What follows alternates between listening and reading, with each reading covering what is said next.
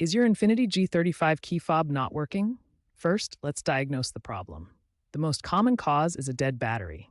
The G35 uses a CR2025 or CR2032 lithium coin battery. Replace it and see if that fixes the issue.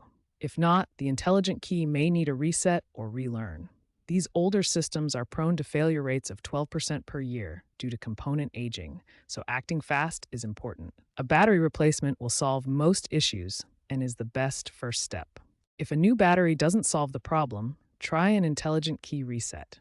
This recalibrates the fob without dealer tools. Cycle the ignition key through on and off positions multiple times while pressing the fob buttons. If that fails, a full relearn is needed.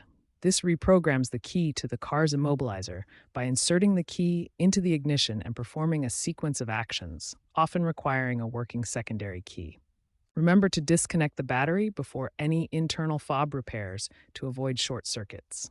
If you are still having trouble and have tried the steps above, go to an Infiniti dealer to have the BCM replaced. This should be your last option as it is the most expensive.